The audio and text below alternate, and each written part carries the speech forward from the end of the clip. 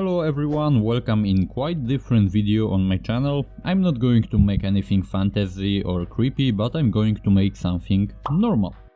So as always I have to make wire armature so sculpture won't wiggle while I'm going to create, and when it's done I move on with applying some clay. In the beginning I always like to apply clay without taking any care of what I am doing. It is some sort of sketch that helped me visualize how it's going to look. I would like to draw my ideas, but sadly I am really shitty at drawing anything. Only thing I can draw is giant dick. When I have more or less shape of the body, it's time to give him some muscles and details.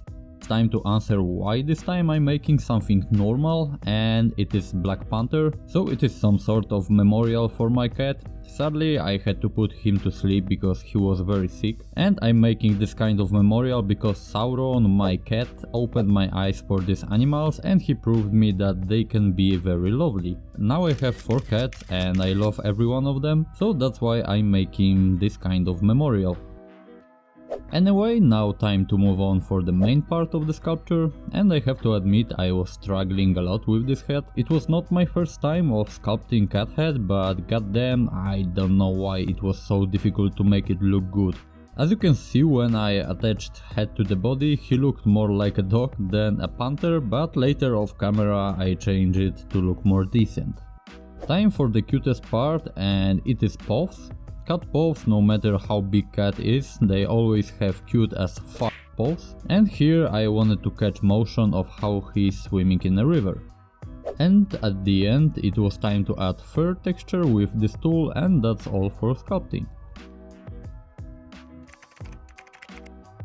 So off camera I bake him and primed with black color. Painting him actually is very easy because I'm using black with a little tint of bright color, and just start to add texture of fur with painting. So I'm using brush with sharp ending and painting small lines into the same direction to look like fur. After that I moved on with this pattern that they have. I don't know how to call it, but that look like something. So let's go on with diorama now, and to have a base for it I cut it out styrofoam with hole inside where I will put my lamp. Later, as always, we have to add some details so it won't look boring. For this purpose I use plastic plants that you can buy for your fishes.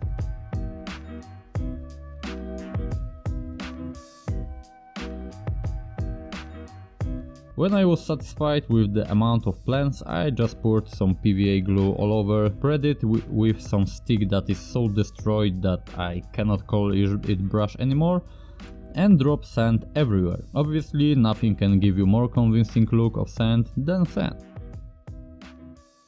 Again primered it off camera, and now time to move on with painting. Of course here I'm using airbrush for painting plants because it will help me get smooth result much faster. And I don't want to play around with these plants because I'm not fan of painting plants.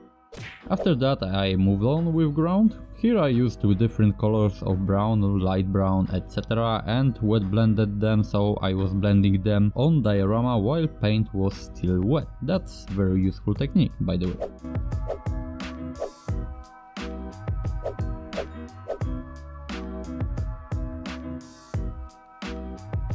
Now for the ground I am using bluish green wash to create already watery ambient. I like this word, ambient.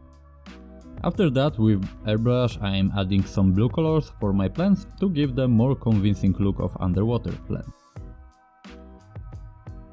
And off camera I made some creatures that are going to stick around with my furry friend. So finally time for extreme disaster. It was my first time working with so big amount of resin, and I made every kind of mistake that was possible. I used too thin plexi so it was bending, I didn't attach diorama to the bottom so it started to drift around, and all other mistakes that you can imagine I made. In total I wasted here extra 7 days to work out with this and around 7 kilo of resin because my other attempts was also failed. Anyway, here is final construction after many mistakes done. Off camera I went to sand it with machine and also polished, so let's move on to final effect.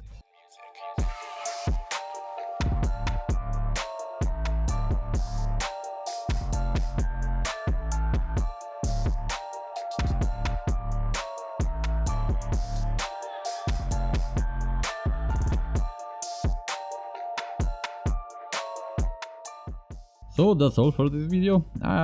It was a lot of mistakes but also lessons. In the end I am satisfied with final result because I feel like it made me a better artist. So thank you for watching, bye bye!